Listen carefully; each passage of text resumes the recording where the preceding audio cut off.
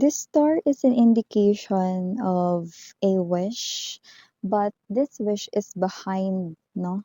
So it looks like this is something here na parang hindi niya masyadong nano-notice na ito talaga yung wish niya or parang ito yung klase ng bagay na gusto niya talagang mangyari pero siguro hinahayaan niya na lang 'no, na parang kailan kaya 'to mangyayari or posible kaya 'tong mangyari, ano man ito yung hinahangad ko. Pero yung iba maaaring hindi sila aware talaga na ito yung bagay na hinahangad nila, pero ang laki nung star, 'di ba? So ibig sabihin, posibleng one of the biggest desires sa buhay niya. So it could be you or it could be the person here connecting sa'yo. Let us see.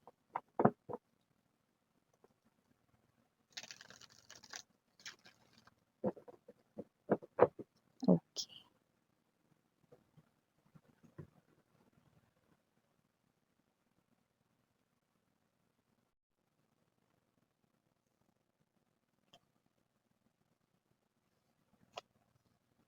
Mhm. Okay. It looks like one against many or against a group or against a uh what's this? Against a tribe, no? Or parang meron dito, no, na energy ng isa laban sa lahat. Yan, no? A crowd right here. So we have here this, yeah, look at that. His or her swords ay up dito, no? So we have here this, okay, I'm getting an energy here. Okay. Yeah, you do not know about this, no? You do not know about this with the presence of the moon. But with this type of hidden truth, I'm gonna reveal it to you, no? Me as your medium right here, no? Your psychic medium right here, okay? So don't worry, i-reveal ko sa inyo kung ano yung klaseng moon na yan. It's a hidden truth, no? At hindi ko nakikita na itong tao na 'to 'no, ay ibubunyag niya yan sa'yo, 'no? Pero ako, sasabihin ko sa'yo. Yun yung role ko dito, eh. May iba pa ba?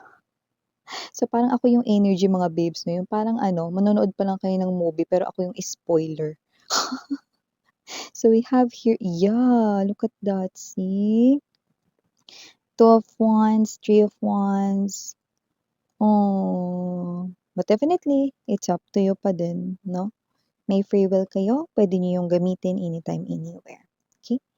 Hi and hello there collective, my name is Yan. Welcome new subscribers. Thank you so much. And sa aking mga returning tambayers, walang sawa talagang nakatutok. Thank you so much. Na-appreciate ko each and every one of you guys. At kung hindi niyo pa knows, meron pa tayong other channel. Link is down below sa ating description box. Ang Dalnim, parang high priestess din, no? Goddess of the moon in Korean ang ibig sabihin no? So may collective readings tayong ina-upload dun araw-araw. I-click lamang yung link kung interesado at i-click rin ang notification bell kung gustong maging updated instantly sa mga freshly uploaded na mga video readings, no? And remember, timeless naman yan. So kahit anong oras, kahit na matagal ko na yung na-upload, kung tinatawag kayo na reading na panoorin mo ko, pakinggan mo ko, go! Kasi baka yun pa lang yung unang message, no? Na, I mean, yun pa lang yung unang pagkakataon na dapat ninyong marinig yung mga messages. Yan. So, syempre, wala rin po tayo ritong genders, babae, lalaki, LGBT, everybody welcome. Pwede rin po magpalit-palit yung mga roles kasi general reading po ito. And at the end of the day, lahat nga ay may malayang gamitin ang mga messages kung gusto ninyo i-claim at gawing guidance or hindi. Pero dito mga babes, no, meron ditong energy that with this, okay? From the looks of this, no, meron ditong lumalabas bilang King of Swords. Wala tayong gender dito Pero yan ang klase ng energy ng kumukonek sa inyo na person, individual, no, na kapag ikaw na ang pinag-uusapan, hindi siya rito magsasawalang kibo na lamang or hindi siya rito basta-basta mananahimik na lamang. Isa laban sa lahat. So, yan. So, puwedeng ito yung mga tsismoso-tsismosa nagpapakalat ng hindi maganda. Or mga nagpapakalat ng mga tsismis, hindi naman talaga totoo at hindi napatunayan 'no, at mukhang ikaw ang topic ng mga tsismoso-tsismosa rito na puwedeng ito yung mga ibang taong nakakilala sa inyo, puwedeng ito yung mga tao na mga bystanders 'no, mga abangers na mga madadampot nilang mga information tapos iti-twist and turn nila 'no, iikot-ikutin nila, bibilug-bilugin nila mga beso tsaka nila ibabato sa isa't isa. So, yun ang nakikita natin dito 'no. So, nakita ko rito na maaaring naringgan or nalaman 'no, nitong person na 'to 'no, kaya nagagalit ito 'no. Yeah, this person here is protecting you 'no. Alam ko gusto mong malaman kung sino yang tao na 'yan 'no, kasi nakita ko rito na kung sino man 'tong energy na ito, strong death energy. The death card is right here. This is the energy here of your ex, the one you've separated with, the one you broke up with, the one na hindi mo naka-connect ngayon 'no, pero pinagtatanggol ka niya sa mga tsismosong 'to 'no, sa mga pakialamero't pakialamerang 'yan 'no. Nakita ko ritong pinagtatanggol ka niya rito. So, this person here 'no, is standing up, speaking the truth na parang manahimik nga kayo, wala kayong nalalaman. Kung alam ninyo na lahat ay nalalaman ninyo, mali kayo, 'yan 'no. So, may mga energies dito mga babes na parang maaaring pinag-uusapan kayo, may binabatong hindi maganda about you, may sinasabi rito behind your back 'no, and those are negative things 'no. Pero etong person na 'to 'no, pinagtatanggol niya kayo 'no, and yeah, whatever happens sa inyo ritong relationship, it looks like this person here is someone na parang, wala kayong alam sa nangyari sa'min, wala kayong alam sa kung ano yung itinakbo ng relationship namin kaya wala rin kayong karapatan na sabihin 'yan kay collective. See, may gano'n siya ritong klase ng energy at mukhang this person here is holding the sword of the justice, 'yan oh. This is the same sword, the justice energy, major arcana justice, Justicia is holding. So kung kilala mo itong tao na 'to bilang minsang nagsinungaling sa inyo, dito mga babes nare-reveal niya yung truth. Possible rin na sinasabi niya rito kung ang alam ng mga tsismoso-tsismosa ay kayo ang may mali dito. Sinasabi niya at inaamin niya na, "Ako ang nagkamali dito at hindi si collective. Wala kayong alam kaya manahimik na lamang kayo." So, galit na galit, Gina G with the Five of Swords energy, itong person na 'to 'no, at parang ito yung klase ng energy na wala na nga kami pero puro ganyan sinasabi niyo sa tao 'no.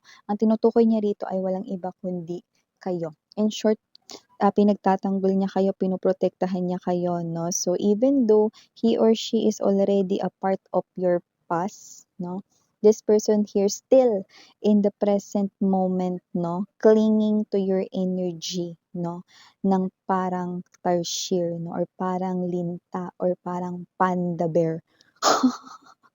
So, nakita ko rito that this person here 'no, is someone na hindi niya 'yan babanggitin sa inyo, hindi niya dito iba-brag sa inyo or hindi niya iyayabang dito na, "Oh, collective pinagtatanggol kita kahit wala na tayo, Oh, collective inaamin ko ako yung may mali sa kanila, hindi ko sinasabing ikaw yung may mali, Walang gano'n. Actually, gusto niya nga itong ibaon sa sarili niya 'no, na pinagtatanggol niya kayo kasi parang ito na lamang yung way niya with the Seven of Wands energy 'no. Parang ito yung way niya para makabawi-bawi sa'yo 'no, para naman, may magawa siya ritong tama 'no. So, this person here, kung meron mang mga information na mali ang alam ng mga tao sa paligid niya, puwedeng mga friends niya rin 'yan, family members na 'pag may mali diyaan na kuwento, sinasabi niya yung totoong nangyari.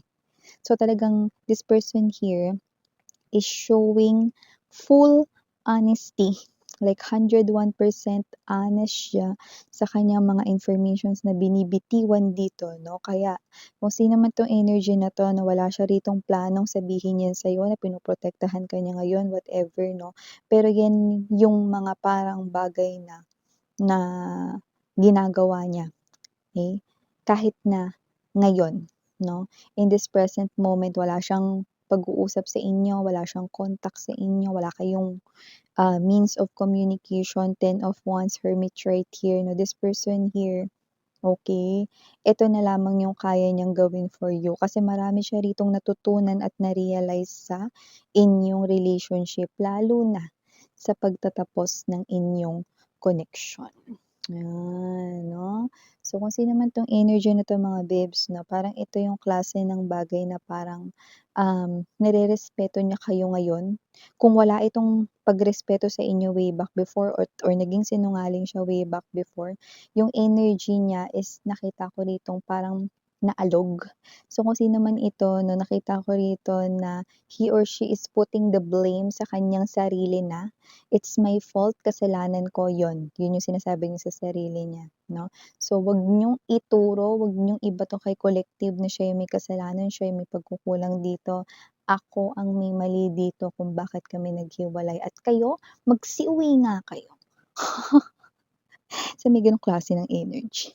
So, kung sino man 'tong energy na ito 'no, this is definitely here your ex-lover who did something wrong with you in the past 'no. Pero this person, okay, hindi mo alam with the strong moon energy, lahat ng ginagawa niya ngayon 'no is itinatama niya ito, okey? Kahit man lang daw sa ganitong paraan, makabawi-bawi naman siya sa'yo 'no, kahit hindi mo na ito malaman 'no. Masaya na siya rito na naitatama niya yung pagkakamali niya kahit dito sa mga tao na, ah, naninira 'no, sa inyo. Kasi nakikita ko rito na but I also want to reveal you something na ayaw niyang sabihin ko sa inyo pero ire-reveal ko pa rin. Wala siyang magagawa dahil una sa lahat ako may-ari ng channel na ito. Pangalawa, siya yung kapit na kapit sa energy mo kaya siya ang ating nabingwit or nahuli. So ito na nga, with the 2 of Wands energy, 3 of Wands right here, Temperance, Wheel of Fortune. This person here, okay, meron siya rito sa kanyang loob-loob 'no, na parang kahit wala na siyang balak magpakita sa'yo, kahit wala na siyang balak sabihin ang lahat ng mga ito, mga babes 'no, meron pa rin siya ditong energy ng paghihintay 'no. Pero ang hinihintay niya rito 'no, ay magbukas rito 'no, ang langit para sa isang pagkakataon 'no, sa inyong dalawang muli. So, parang kiber na kung kailan 'yan mangyayari, kung sa next life ba 'yan 'no, bawi na lang sa next life 'no, okey lang daw 'no, pero sana magbukas pa rin yung langit ng oportunidad. Hindi na importante kung kailan 'yan 'no, pero this person here is wishing na mangyari pa rin 'yan 'no, na kayo ay you know 'no, magkatagpo muli. 'Yan yung energy niya 'no. Pero siyempre kung tatanungin natin siya 'no, at kung tatanungin ninyo ako ngayon mga babes 'no, or Miss Yan, ano ba sa tingin mo 'no? Kasi dito kahit na wala siyang binanggit rito na time period 'no, kung kailan niya 'yan gustong mangyari 'no, this person here meron siyang ganiyang strong desire deep down sa kaniyang heart. So, ibig sabihin kung gusto niya man na may time period 'yan, gusto niya na sana ngayon din 'no, in this lifetime 'no. So, in short, kahit hindi siya rito, nakikipag-usap sa inyo, hindi niya sinasabi rito sa inyo yung kanyang damdamin or itong mga pagprotekta niya sa inyo laban sa mga walang kuwentang mga energy sa paligid 'no, gusto niya, okey, kasi this person here longs for you. Gusto niya 'no, na sana yung pagbubukas ng oportunidad ng langit para sa inyong dalawa ay sana mangyari rin ngayon in this lifetime. Ayan 'no, kung saan eto 'no, na nag-uusap-usap tayo, naririnig ninyo ko 'no, eto kung kailan siya nabubuhay, 'yan 'no. So, itong tao na 'to is nakikita ko rito 'no, na patuloy pa rin siya rito 'no, na maghihintay sa inyo. 'Yun ang nakikita ko rito, eh, naghihintay siya rito ng walang ginagawa 'no, na pag-contact sa'yo, okey? Pero itinatama niya ang kaniyang mga mali isa-isa. So, 'yan. So, 'yan mga babes, nasa inyo pa rin ang huling desisyon 'no, pero itong tao na 'to sa nakikita ko 'no, yeah, may energy siya ng ganito 'no, yeah, you might think 'no, na this person here is someone na dapat may gawin siyang paraan, dapat kontakin niya kayo, 'no? Pero everybody is merong kanya-kanyang reason, 'no? So maybe this person here hurt you so bad in the past, no matter what that is that caused the separation or the breakup right here, no? But this person here, if you wanna know the reason why he or she is doing this, it looks like maybe this person here is also torturing himself or herself na it's like a parusa sa kanyang sarili. Pinoparusahan niya yung sarili niya, gano'n, 'no? So, sino man 'tong energy na 'to, 'no, yun ang nakikita ko ditong possible na reason behind all of this, okay?